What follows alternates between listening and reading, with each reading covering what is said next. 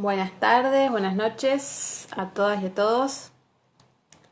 Hoy les voy a estar leyendo de la Cruz Ardiente, el capítulo 53 y 54. El primer capítulo, que es el 53, se llama El oro del francés. Bueno, voy a comenzar. Encontramos a Yocasta en el asiento junto a su ventana. Estaba en camisón, atada de pies y manos, con tiras de sábana y completamente escarlata de ira. Duncan Innes, sin otra ropa que la camisa de dormir, yacía de bruces en el suelo, cerca del hogar.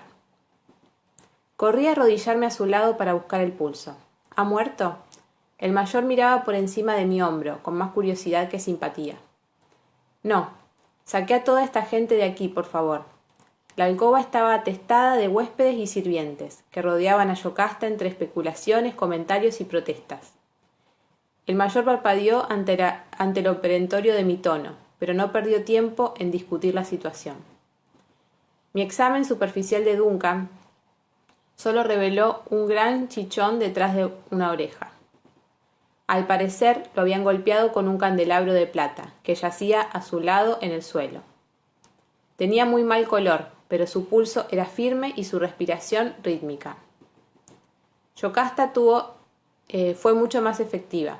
Una vez liberada de sus ataduras, cruzó a trompicones la habitación, dividiendo la multitud como si fuera el mar rojo.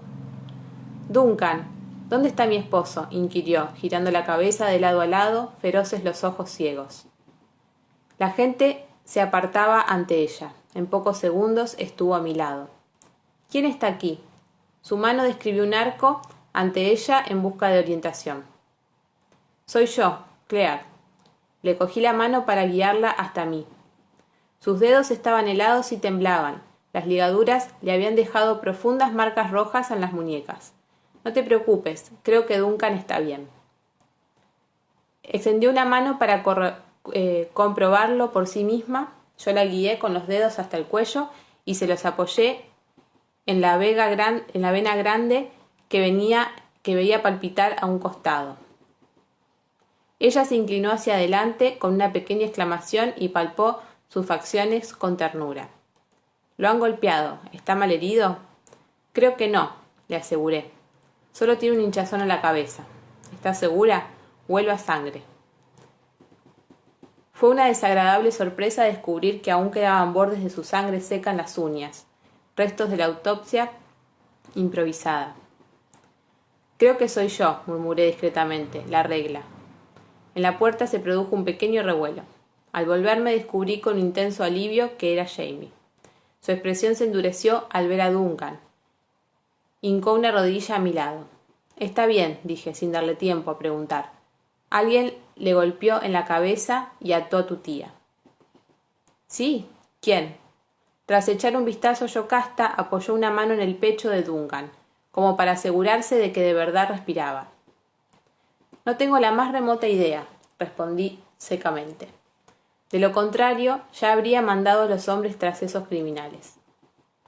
«¿Nadie ha visto esos tunantes?», preguntó Yocasta. «Creo que no, tía», respondió Jamie con calma. «Con semejante hervidero en la casa, nadie sabe qué buscar». ¿Qué había querido decir? ¿Acaso Bonnet había escapado? Pues sin duda era él quien había invadido la alcoba de Yocasta. Era imposible que hubiera varios criminales en operación al mismo tiempo, en un lugar como aquel. Jamie movió apenas la cabeza. Al ver la sangre bajo mis uñas, arqueó una ceja. ¿Había descubierto algo? ¿Tenía ya la certeza? Asentí con la cabeza, recorrida por un ligero escalofrío.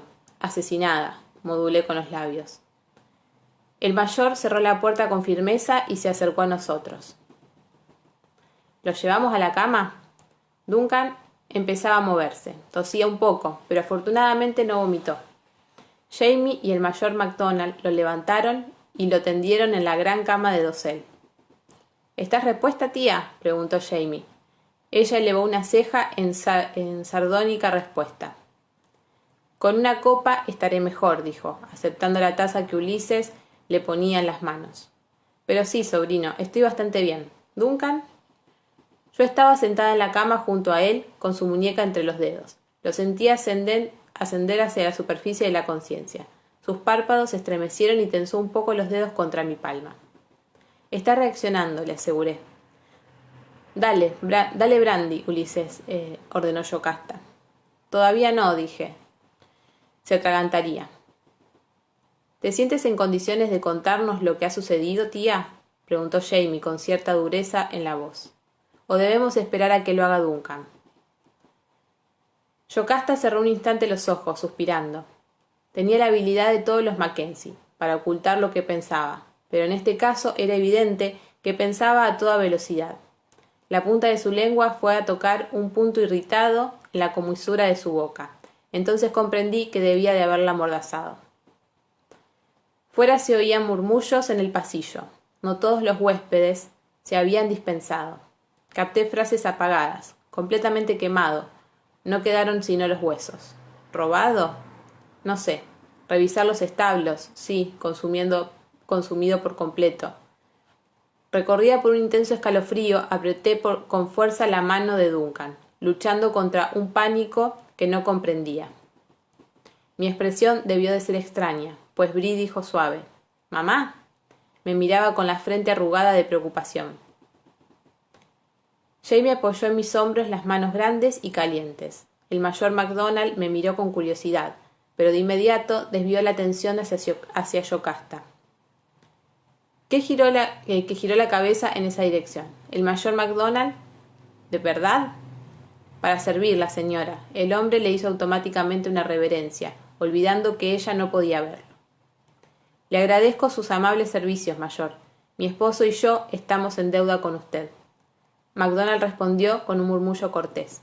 No, insistió ella, irguiendo la espalda. Se ha tomado usted muchas molestias por nosotros. No debemos abusar más de su amabilidad. Ulises, acompañada al mayor al salón y ocúpate de servirle un buen refrigerio. El mayordomo se inclinó y condujo al mayor hacia la puerta. Mi pánico comenzaba a desaparecer y pude centrar la atención en mi paciente, que ya había abierto los ojos y miraba a Jamie. «MacDo, ¿qué ha sucedido?». Jamie retiró una mano de mi hombro para estrecharle el brazo. «No te preocupes». Acharay desvió una mirada significativa hacia Yocasta. «Tu esposa va a contarnos qué fue lo que sucedió, ¿verdad, tía?». Yocasta frunció los labios, pero luego suspiró resignada a la ingrata y necesaria confidencia. «¿No hay nadie aquí que no sea de la familia?». Cuando le aseguramos que así era, comenzó. Había despedido a su doncella y estaba a punto de retirarse, dijo, cuando la puerta que daba al pasillo se abrió súbitamente, dando paso a 2 hombres, según le pareció. Estoy segura de que había más de uno. Oí los pasos y la respiración, dijo, frunciendo el entrecejo para concentrarse. Quizá fueran 3, pero no lo creo. Solo hablaba uno. El otro debía de ser alguien a quien conozco, pues se mantuvo a distancia como si temiera que yo pudiera reconocerlo. El hombre que hablaba le era desconocido. Ella estaba segura de no haber oído antes aquella voz. Era irlandés, dijo. La mano de Jamie se tensó contra mi hombro. Se expresaba bien, pero no era un caballero. No, ya lo creo, musitó Jamie. Bree había dado un ligero respingo hacia la palabra irlandés. Aunque solo había una pequeña arruga de concentración en su frente. El hombre era cortés, pero directo en sus exigencias. Quería el oro. ¿Oro? Fue Duncan quien habló, pero la pregunta era evidente en todas las caras. ¿Qué oro? No hay oro en la casa, aparte de unas cuantas libras esterlinas y algún dinero de la proclamación. Yocasta apretó los labios, pero ya no había remedio. El oro del francés, dijo abruptamente. ¿Qué? Duncan, atónito, se tocó el chichón que tenía detrás de la oreja como si creyera que le había afectado al oído. El oro del francés, repitió Yocasta, irritada. El que enviaron justo antes de Culloden. Antes de... empezó Bree, con los ojos dilatados, pero Jamie le interrumpió. El oro de Luis, dijo. ¿Acaso te refieres, tía, el oro de los Estuardo? Yocasta dejó escapar una risa breve, sin ningún humor. Alguna vez lo fue. Y mandó a Bree a buscar el estuche que el día anterior le había mostrado. Cuando regresó, lo depositó en su regazo. Yocasta vació su taza, la dejó con un golpe seco y abrió el estuche. Dentro surgió un brillo de oro y diamantes. Ella retiró una varilla de madera con 3 anillos. Hace tiempo tenía 3 hijas, comenzó. 3 mujeres, Clementina, Sionag y Morna. Tocó uno de los anillos. Una banda ancha con 3 grandes diamantes. Esto era para mis niñas. Héctor me lo dio al nacer Morna, que era suya. Morna, ¿sabéis qué significa amada? Extendió la mano buscando a tientas y tocó la mejilla de Bri, que la encerró entre las suyas. De cada uno de mis matrimonios sobrevivió una niña. Los dedos de Yocasta tocaban delicadamente los anillos. Clementina era hija de John Cameron, con quien me casé cuando yo era poco más que una criatura. La alumbré a los 16 años. Sionag era hija de Hugh, el negro, morena como su padre, pero con los ojos de mi hermano Colum. Y luego Morna, la menor. Cuando murió tenía apenas 16 años. Su expresión era triste, pero la línea de su boca se había suavizado al pronunciar los nombres de sus 3 hijas, desaparecidas. Este me lo dio Héctor Cameron, dijo Yocasta cuando la banda de los 3 diamantes. Y él las mató a todas. Las mató por el oro del francés. La horrible sorpresa me dejó sin aliento, con un hueco en el estómago. Sentí que Jamie se quedaba muy quieto a mi espalda. Se dilataron mis ojos enrojecidos de Duncan. Brianna, sin cambiar su expresión, cerró los ojos durante un momento, pero retuvo aquella mano larga y huesuda. ¿Qué fue de ellas, tía?, preguntó, sin alzar la voz. Cuéntame. Para sorpresa mía, cuando volvió a hablar, no se dirigió a Brianna, sino a Jamie. Tú sabes lo del oro, ¿verdad? A Micmopater, dijo. He oído hablar de eso, respondió con calma. Después se sentó a mi lado, más cerca de su tía. Es un rumor que circulaba en las tierras altas desde lo de Culloden. Se decía que Luis enviaría oro para ayudar a su primo en aquella lucha. Después dijeron que el oro había llegado, pero nadie lo vio. Yo lo vi. La ancha boca de Yocasta, tan parecida a la de su sobrino, se ensanchó aún más. Yo lo vi, 30.000 libras en lingotes de oro. Yo estaba con ellos la noche en que lo desembarcaron a remo desde el barco francés. Venían 6 cofres, tan pesados que el bote solo podía traerlos de 2 en 2, de lo contrario se habría hundido. Cada cofre tenía la flor de lis tallada en la cubierta. Cada uno estaba cerrado con bandas de hierro y un candado. Cada candado sellado con un lacre rojo, y el lacre lucía el sello del anillo del rey Luis, la flor de lis. Esas palabras hicieron correr un suspiro colectivo de sobrecogido respeto. Yocasta asintió lentamente. ¿Dónde lo desembarcaron, tía?, preguntó Jamie por lo bajo. Ella movía la cabeza con lentitud, como asintiendo para sí misma, con los ojos clavados en la escena que el recuerdo le pintaba. En Inismaraich, una pequeña isla frente a Coigach. Miré a Jamie a los ojos. Inismaraich significa isla del pueblo del mar, es decir, la isla de los focas. La conocíamos. Allí estaban los 3 hombres a los que se les confió, dijo Yocasta. Uno de ellos era Héctor, otro mi hermano Dougal. El tercero estaba enmascarado. Los 3 tenían máscaras, pero yo conocía a Héctor y a Dougal. Al tercer hombre no lo conocía y ninguno de ellos pronunció su nombre. No obstante, reconocí a su sirviente. Se llamaba Duncan Kerr. Jamie se había puesto algo rígido al oír el nombre de Dougal. Ante él, de Duncan Kerr, quedó petrificado. ¿Había también sirvientes?, preguntó. 2, confirmó su tía, con una sonrisa amarga. El enmascarado trajo a Duncan Kerr, como he dicho, mi hermano Dougal, a un hombre de Leoch. Yo lo conocía de vista, pero no por su nombre. Héctor contaba conmigo para que lo ayudara. Yo era una mujer fuerte, como tú, Alenan, añadió suavemente estrechando la mano de Brianna. Era fuerte y Héctor confiaba en mí como en nadie. Yo también confiaba en él, por entonces.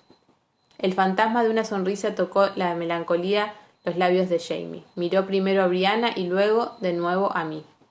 Fue en marzo, dijo Yocasta. Una noche glacial, pero clara como el hielo. De pie en el acantilado contemplé el mar y el sendero que la luna tendía sobre el agua, como de oro. La nave llegó navegando por ese camino de oro como un rey a su coronación, y pensé que era una señal. Giró la cabeza hacia Jamie, torciendo abruptamente la boca. En verdad me pareció oír que él reía, dijo. Brian, el negro, el que me separó de mi hermana. No habría sido extraño en él, pero no estaba allí. Yo observaba a Jamie, no se movía, pero el pelo rojizo de sus antebrazos se había erizado. Ignoraba que hubieras conocido a mi padre, dijo con voz algo dura. Pero dejemos eso por ahora, tía. Dices que fue en marzo. Ella asintió. Demasiado tarde. Debió llegar 2 meses antes, dijo Héctor. Hubo retrasos. En realidad demasiados retrasos. En enero, tras la victoria de Falkirk, esa muestra del respaldo de Francia podría haber sido decisiva. Pero en marzo el ejército de las Tierras Altas se retiraba hacia el norte, rechazada en Derby su invasión a Inglaterra. Los hombres de Carlos Estuardo marchaban hacia su destrucción a Culloden. Con los cofres en tierra y a salvo, los nuevos custodios del oro conferenciaron para decidir qué haría con el tesoro. El ejército estaba en movimiento y Estuardo con él. Edimburgo había vuelto a manos de los ingleses. No había lugar seguro a donde llevarlo, manos confiables a las que se pudiera entregar. Ellos no confiaban en O'Sullivan y en los otros que rodeaban al príncipe, explicó Yocasta. Irlandeses, italianos. Dougal dijo que no se había tomado tantas molestias solo para que el oro fuera robado o dilapidado por extranjeros, es decir, no quería perder el mérito de haberlo obtenido. Por fin se dividió el oro. Cada hombre cogió de los 2 cofres e hizo un juramento de sangre, guardar el secreto y conservar el tesoro con fidelidad en nombre de su monarca legítimo, el rey Jacobo. También tomaron juramento a los 2 sirvientes, dijo Yocasta. Les hicieron un corte. A la luz de las velas, las gotas de sangre eran más rojas que el lacre de los cofres. Los conspiradores, nerviosos por la posesión de tanta riqueza, marcharon antes del amanecer con los cofres envueltos en mantas y harapos. Cuando bajábamos el último de los cofres, llegaron un par de viajeros. Fue eso lo que salvó la vida al posadero, pues era un lugar solitario y él era el único testigo de nuestra presencia allí. Creo que Dougal y Héctor no habrían pensado así, pero el tercer hombre se proponía eliminarlo. Lo leí en sus ojos, en la posición de su cuerpo mientras esperaba al pie de la escalera con la mano en el puñal. Él vio que yo lo observaba y me sonrió bajo la máscara. ¿Nunca se quitó la máscara?, inquirió Jamie. Yocasta negó con la cabeza. No. De vez en cuando, al recordar aquella noche, me preguntaba si lo reconocería en caso de verlo nuevamente. Me parecía que sí, era moreno y delgado, pero fuerte como un cuchillo. Si viera otra vez esos ojos, sin duda, pero ahora no sé si podría reconocerlo solo por la voz. ¿Pero estás segura de que no era un irlandés? Duncan escuchaba absorto, incorporando sobre un codo. Ah, no, Aduni. Por su manera de hablar era escocés, un caballero de las tierras altas. Jamie y su amigo intercambiaron una mirada. ¿Uno de los Mackenzie o de los Cameron?, sugirió Duncan en bosqueda. O uno de los Grant, quizás, dijo Jamie. No entendí esas especulaciones. Entre los clanes de las tierras altas existían una complejísima serie de asociaciones y enemistades. Eran muchos los que no habrían podido cooperar con una empresa tan importante y secreta. Los conspiradores se separaron, cada cual por su camino, con 1/3 del oro del francés. Yocasta ignoraba qué había hecho con sus cofres Dougal y el desconocido. Héctor Cameron colocó los suyos en un hoyo abierto en el suelo de su dormitorio. Su intención era dejarlo allí hasta que el príncipe hubiera llegado a algún lugar seguro, donde pudiera recibir el oro y utilizarlo para lograr sus objetivos. Pero Carlos Estuardo ya estaba en fuga y durante muchos meses no hallaría sitio donde descansar y entonces se produjo el desastre. Héctor abandonó la casa, el oro y a mí para incorporarse al ejército del príncipe. Regresó el 17 de abril, al ponerse el sol. Me ordenó que recogiera las cosas de valor que tuviera a mano. La causa estaba perdida, dijo. Debemos huir o morir con los Estuardo, pero Cameron era lo bastante astuto para no llevar en su huida los 2 cofres del oro francés. Retiró 3 barras de un cofre y me los entregó para que los escondiera bajo el asiento del coche, mientras él y el palafrenero llevaban el resto a los bosques. No vi dónde lo enterraron. El 18 de abril, a mediodía, Héctor Cameron subió a su carruaje con su esposa, el palafrenero, su hija Morna y las 3 barras de oro y partió a toda velocidad hacia el sur, rumbo a Edimburgo. Sionag estaba casada con el maestre Gart, que había apoyado a los Estuardo. Lo mataron en Culloden, aunque entonces no lo sabíamos. Clementina ya había enviudado y vivía en Robo con su hermana. Yo sabía a dónde nos dirigíamos, pero ignoraba que tuviera todo tan dispuesto. Los Cameron fueron descubiertos 2 días después, cerca de Ochtetire. Se desprendió una rueda del carruaje, dijo Yocasta, con un suspiro. Aún lo veo girar sola camino abajo. Se había roto el eje. No tuvimos más remedio que acampar junto a la carreta, mientras Héctor y el mozo de la cuadra se apresuraban a arreglarlo. Las reparaciones requirieron la mayor parte del día. El nerviosismo de Héctor empeoró durante la tarea y se contagió al resto del grupo. Por entonces ya ignoraba lo que había visto en Culloden, dijo Yocasta. Él sabía que si los ingleses lo atrapaban, todo habría terminado. Si no lo mataban en el acto, lo ahorcarían por traidor. Cuando pudieron colocar nuevamente la rueda en el coche, ya empezaba a anochecer. Era primavera y oscurecía temprano. Cuando llegábamos a lo alto de la colina, 2 hombres armados de mosquetes salieron a la carretera de entre las sombras delante de nosotros. Eran soldados ingleses, hombres de Cumber. Al verlos, Héctor se hundió en un rincón del carruaje, con la cabeza inclinada y cubierta con un chal, fingiendo ser una vieja profundamente dormida. Atenta a las instrucciones que él susurraba, Yocasta asomó por la ventanilla dispuesta a desempeñar el papel de dama respetable que viajaba con su madre y su hija. Los soldados no le dieron tiempo a pronunciar su discurso. Uno de ellos abrió violentamente la portezuela y la bajó a tirones. Morna, despavorida, saltó tras ella e intentó apartarla del soldado. Otro hombre aferró a la niña y la arrastró hacia atrás, interponiéndose entre Yocasta y el carruaje. En un minuto más la abuela habría estado también en tierra. Entonces descubrirían el oro y todo habría terminado para nosotros. Un pistoletazo les sorprendió a todos. Héctor, asomado a la portezuela abierta, había disparado contra el soldado que sujetaba a Morna. Pero la luz del crepúsculo era escasa. Quizás los caballos se movieron meneando el carruaje. El hecho es que el disparo alcanzó a Morna en la cabeza. Corrí hacia ella, dijo Yocasta con voz ronca. Corrí hacia ella, pero Héctor bajó de un salto y me detuvo. Los soldados estaban alelados. Él me arrastró hacia el coche y gritó al mozo de cuadra. «Adelante, adelante». Se humedeció los labios con la lengua y tragó saliva. «Ha muerto», me dijo. Una y otra vez. «Ha muerto, no puedes hacer nada». Y me sujetó con una fuerza para impedir que me arrojara del carruaje. Así Héctor salvó su propia vida, y la mía, por lo que valiera entonces. Continuó aún remota. Y el oro, desde luego. Sus dedos buscaron nuevamente el anillo y lo hicieron girar lentamente en su varilla. Las piedras centellaron bajo la luz de la lámpara.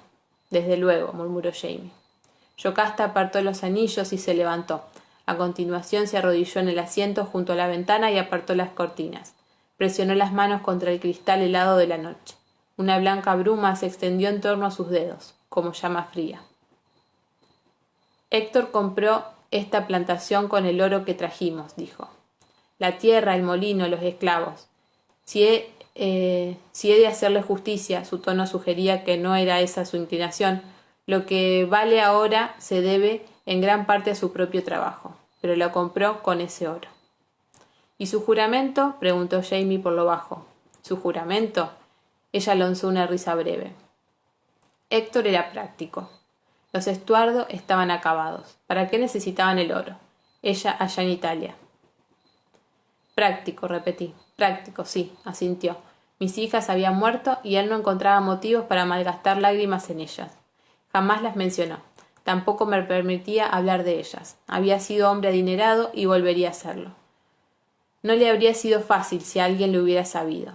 Lanzó un fuerte suspiro, cargado de ira contenida. Me atrevería a decir que en este país nadie sabe que una vez fui madre. Aún lo eres, señaló Briana, suavemente. Eso lo sé. Sus ojos azules buscaron los míos, oscuros de comprensión. Sentí el escozor de las lágrimas detrás de la sonrisa con la que les respondí.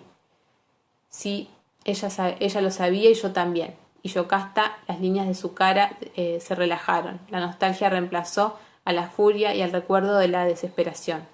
Se acercó lentamente a Briana y le puso la mano libre en la cabeza. Luego los dedos largos y sensibles se deslizaron hacia abajo, sondeando los pómulos fuertes, los labios anchos y largos y la nariz recta. Sí, a Lennon, dijo con suavidad. Tú sabes lo que quiero decir. ¿Comprendes ahora por qué quiero que todo esto sea tuyo o de alguien de tu sangre? Jamie intervino con una tosecilla antes de que Bree pudiera contestar. Sí, dijo en tono práctico. Y eso es lo que le contestaste al irlandés anoche. ¿No? Anoche. No todo. Sin duda, pero ¿le has dicho que no tienes el oro aquí? Yocasta dejó caer las manos y se volvió hacia él. Sí, le dije que los cofres seguían enterrados en el bosque, allá en Escocia. Que fuera a desenterrarlos y se los quedara, si quería. ¿Y no aceptó tu palabra? No era caballero, repitió. No sé cómo podrían haber resultado las cosas. Siempre tengo un pequeño puñal bajo la almohada.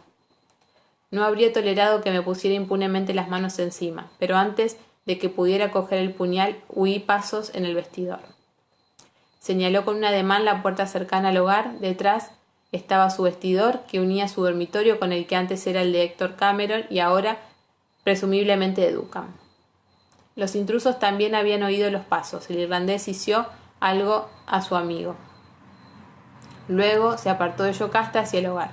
Entonces el otro personaje se acercó a ella por detrás y le tapó la boca con una mano. Solo puedo decirles que el hombre usaba una gorra bien encasquetada y apestaba a licor, como si lo hubiera vertido encima en vez de beberlo. Hizo una pequeña mueca de asco. La puerta se había abierto, dando paso a Duncan. Al parecer el irlandés saltó desde atrás de la puerta y lo golpeó en la cabeza. No recuerdo nada, dijo él, melancólico. Vine a darle las buenas noches a mi esposa. Recuerdo que puse la mano en el pomo de la puerta. Un momento después estaba tendido allí con la cabeza partida. Después de tocar con cuidado el chichón, miró a Yocasta con aire preocupado. ¿Estás bien, Mochindre? ¿Esos cabrones no te maltrataron? Claro que estoy bien, dijo, buscando a tientas hasta encontrar la mano de Duncan, exceptuando la inquietud de creerme viuda por cuarta vez. Luego el irlandés se acercó a mí y la bestia que me sujetaba me soltó. El irlandés le había informado que no creía ni por un momento que el oro hubiera quedado en Escocia. Tenía la seguridad de que estaba en River Run. Y si bien no se habría atrevido a maltratar a una dama, no experimentaba las mismas inhibiciones con respecto a su esposo. Dijo que si yo no les decía dónde estaba, él y su compañero comenzarían a cortar a Duncan en trocitos, comenzando por los dedos del pie para avanzar hacia los huevos, dijo Yocasta sin rodeos.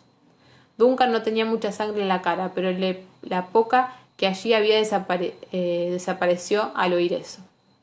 Jamie apartó la vista de él, carraspeando.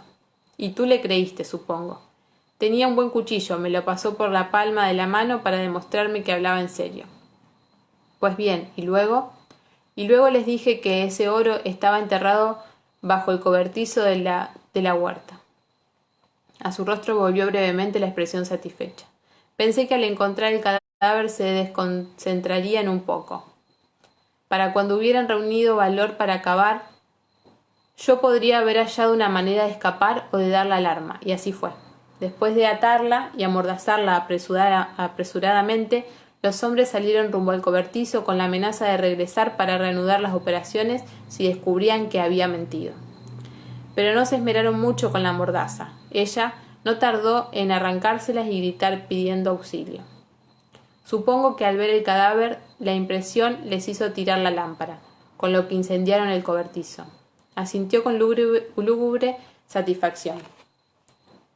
Poco precio a pagar, solo lamento que no se hayan quemado también. ¿No crees que haya podido iniciar el incendio a propósito?, sugirió Duncan, para cubrir las señales de la excavación. Yocasta descartó la idea con un encogimiento de hombros. ¿Con qué fin?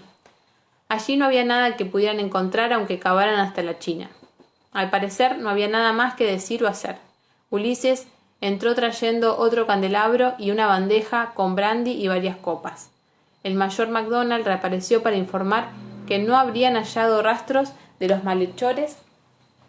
Después de examinar a Duncan y a Yocasta, los dejé con Bree y Ulises para que los acostaran. Jamie y yo descendimos en silencio. Al pie de la escalera me volví hacia él. Estaba pálido y demacrado por la fatiga.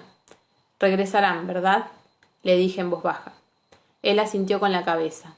Luego me cogió por el codo para conducirme hacia la escalera de la cocina. Bien. Bueno, ahí terminamos el capítulo 53.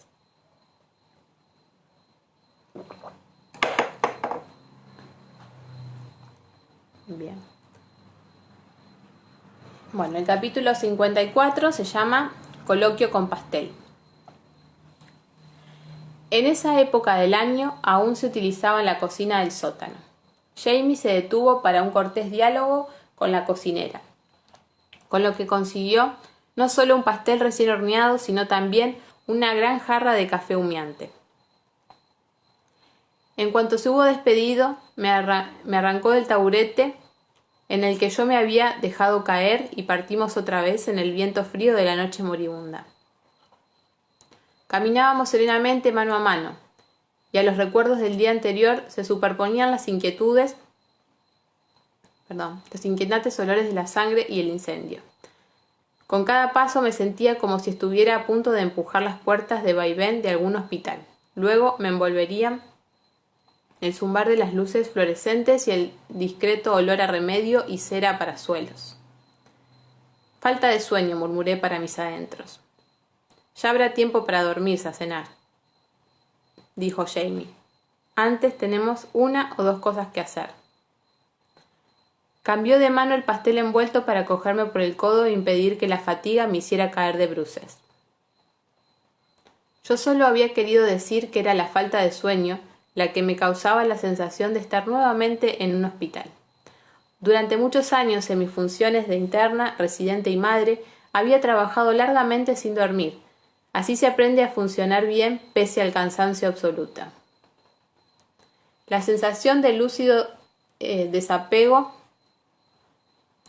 me acompañó aún cuando nos desviamos hacia los establos. Él había dicho que teníamos algo que hacer. No creía que tuviera intenciones de repetir las hazañas del día anterior, pero si pensaba en un tipo de orgía más tranquila, con café y pastel, resultaba extraño celebrarla en un establo y no en una sala. La puerta lateral estaba sin tranca. Los olores cálidos del heno y los animales dormidos nos salieron al encuentro. «¿Quién es?», dijo una voz queda y grave, desde las sombras interiores. «Roger». «Claro. No le había visto entre los que invadieron el cuarto de Yocasta». «Fraser», respondió Jamie, también en voz baja. Después de hacerme entrar consigo, cerró la puerta. La silueta de Roger, que estaba envuelta en un capote, se recortaba contra el resplandor de una lámpara, hacia el final de la fila de pesebres. «¿Cómo estás, Smeroich?» Jamie le entregó la jarra de café. Roger hundió una pistola en la cintura de los pantalones y la cogió. Sin comentarios, retiró el corcho y bebió. «Oh, Dios», dijo con un suspiro. «Esto es lo mejor que he probado en varios meses». «No del todo». Algo divertido, Jamie cogió la jarra para entregarle el pastel envuelto. «¿Cómo está ese?» Al principio metió bastante bulla, pero después, hace un rato, se ha inquietado. Tal vez se haya dormido. Roger señaló el pesebre con la cabeza. Jamie descolgó la lámpara de su gancho y la sostuvo en alto por encima del portón atrancado. Por debajo de su brazo vio una silueta acurrucada y medio escondida en la paja, en el fondo del pesebre. «Señor Wiley», llamó Jamie, siempre con voz baja. «¿Duerme usted?» La silueta se agitó entre susurros de heno. «No, señor», fue la respuesta fríamente amarga. La silueta se desplegó lentamente y Phyllis Wiley se puso de pie, sacudiéndose la paja de la ropa. Realmente yo lo había visto en mejores momentos. Era evidente que había recibido un golpe en la nariz, pues tenía un surco de sangre seca en el labio superior y una mancha parduzca en el chaleco de seda bordada. Pese a ello, su actitud se mantenía incólume, en una indignación glacial. «Tendrá que responder por esto, Fraser. Por Dios que sí».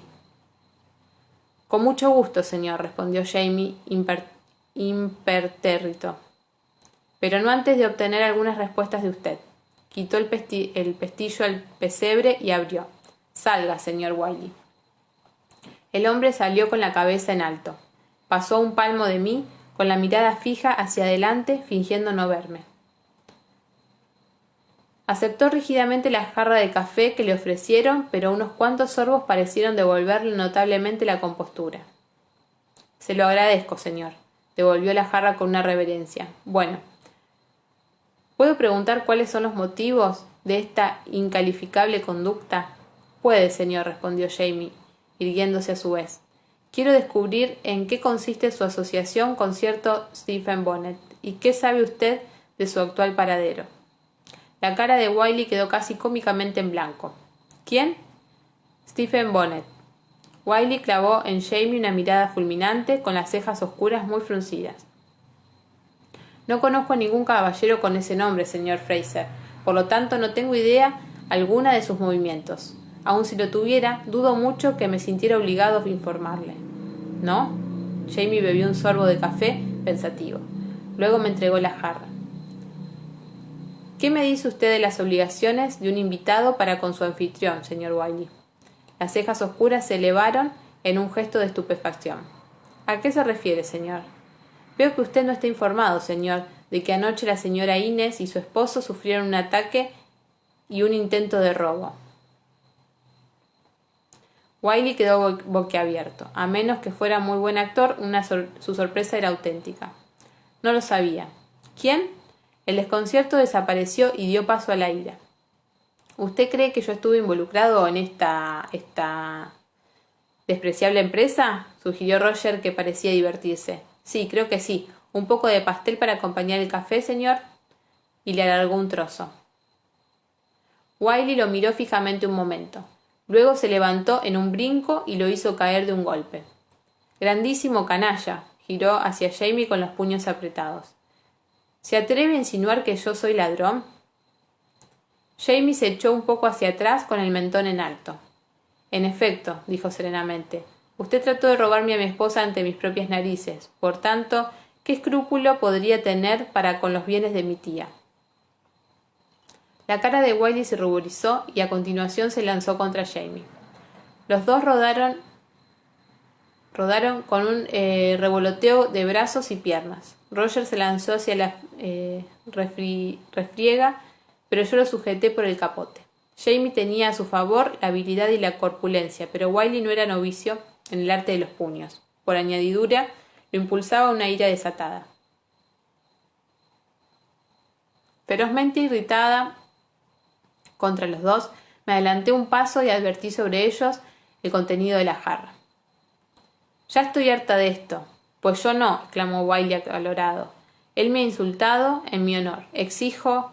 «Oh, al diablo con su maldito honor. Y con el tuyo también», bramé. Jamie se contentó con un resonante bufido.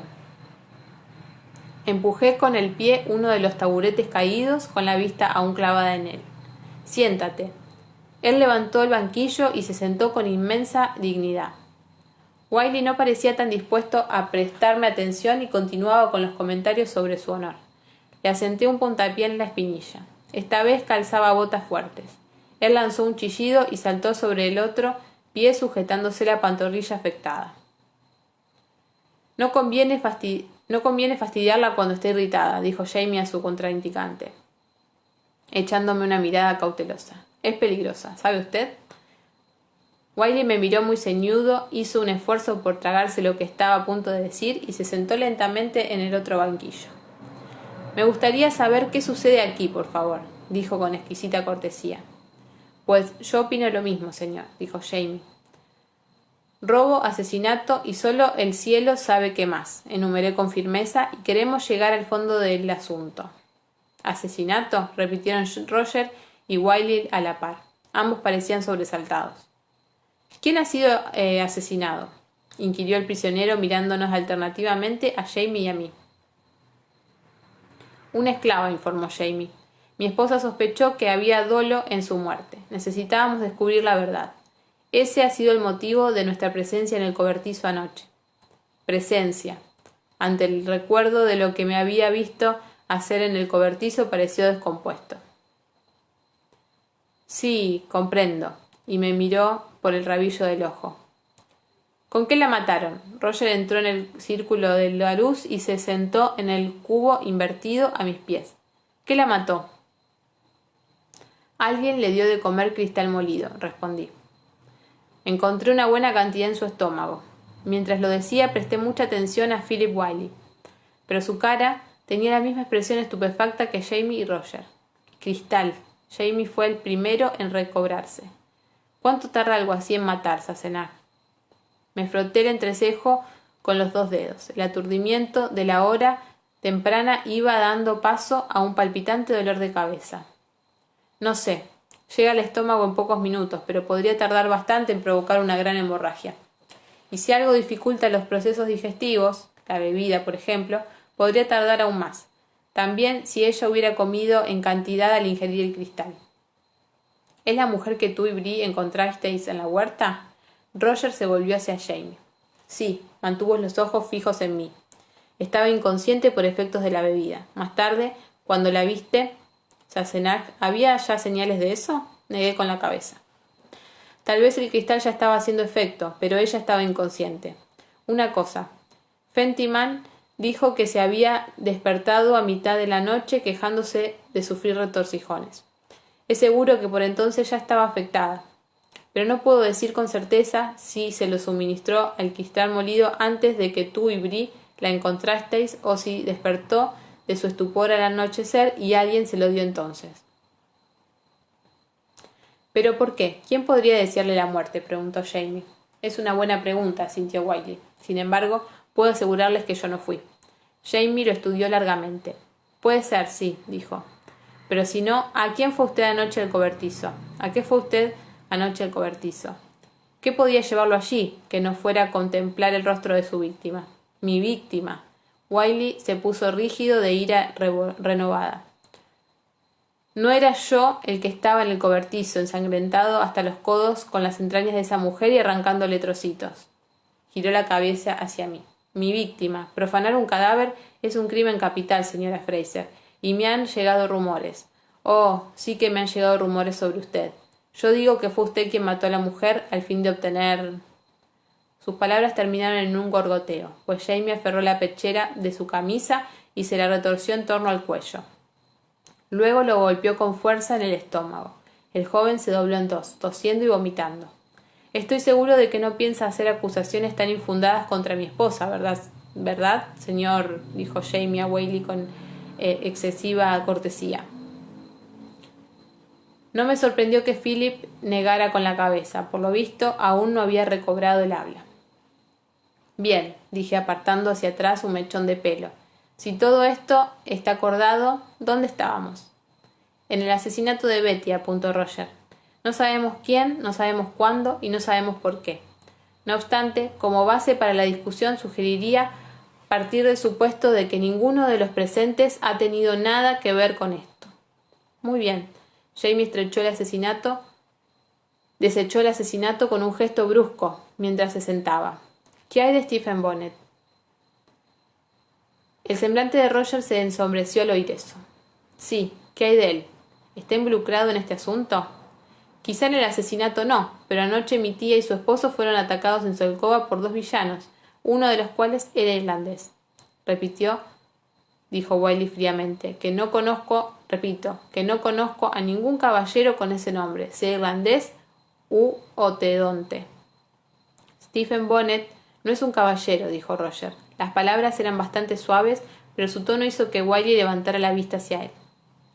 No conozco a ese hombre, dijo con firmeza. Probó tragar saliva y como le resultaba insoportable respiró más hondo.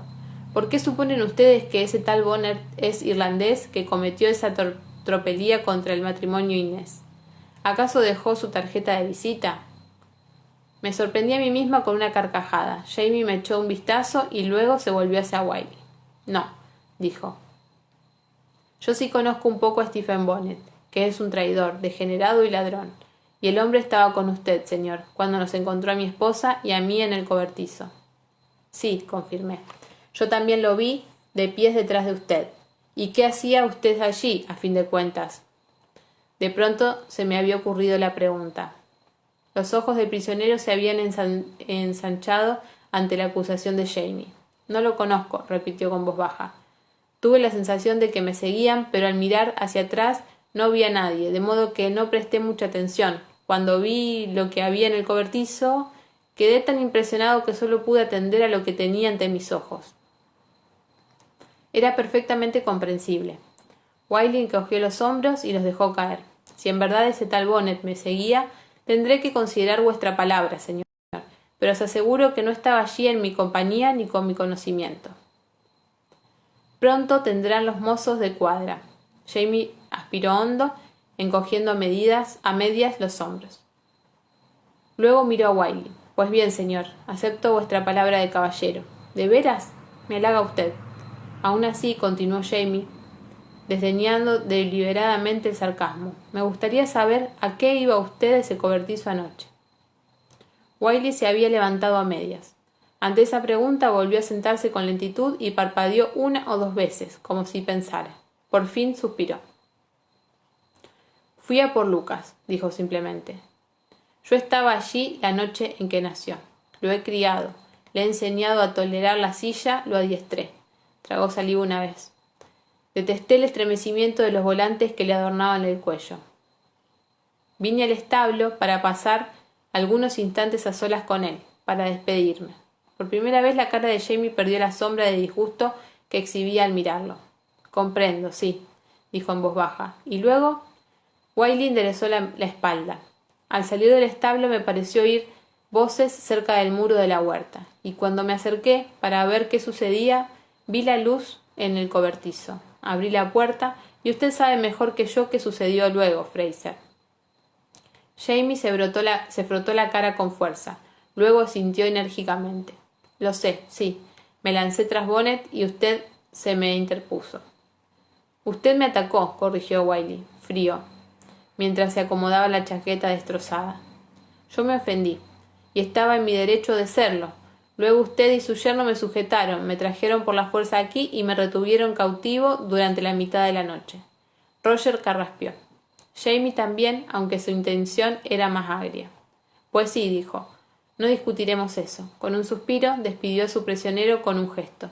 ¿Sabe usted por ventura en qué dirección huyó Bonnet? Oh, sí, aunque por entonces ignoraba su nombre, claro. Supongo que a estas horas estará completamente fuera de su alcance.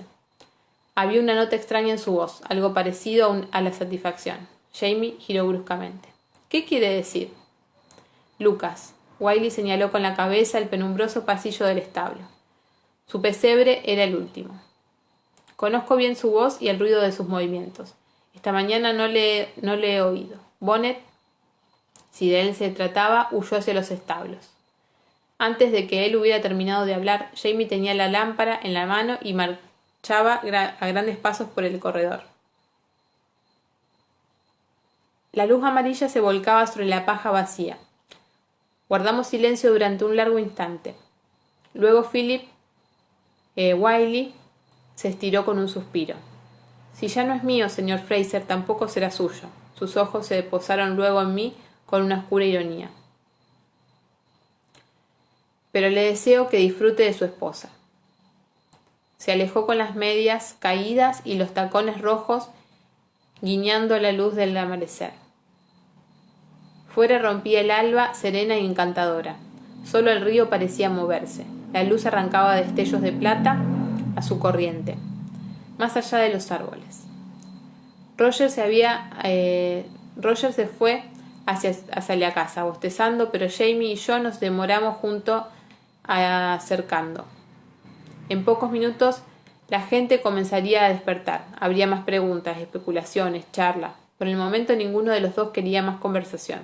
Por fin Jamie me rodeó los hombros con un brazo y con aire decidido volvió la espalda hacia casa.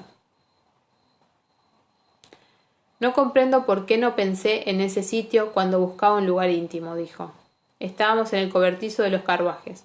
Entre las sombras vi una carreta y el faetón de Yocasta, un vehículo descubierto que parecía un gran trineo sobre dos ruedas. Jamie me alzó por la cintura para depositarme dentro y subió detrás de mí. Sobre los cojines había una manta de búfalo que extendió en el fondo del faetón. Allí había espacio suficiente para 2 personas acurrucadas siempre que no les molestara estar muy juntas. Ven, Sassenach, dijo, dejándose caer de rodillas. Lo que venga después puede esperar. Yo estaba completamente de acuerdo, aunque en el umbral de la inconsciencia no pude menos que preguntar adormilada. ¿Tu tía le crees? ¿Lo que contó del oro y todo eso? Desde luego que sí, murmuró a mi oído, al menos hasta donde puedo comprobar lo que ha dicho. Bueno, ahí hemos terminado entonces el capítulo 54. Espero que les haya gustado. Y bueno, ahora voy a ver los comentarios porque la verdad que mientras leía no pude ver nada. Les mando un beso grande.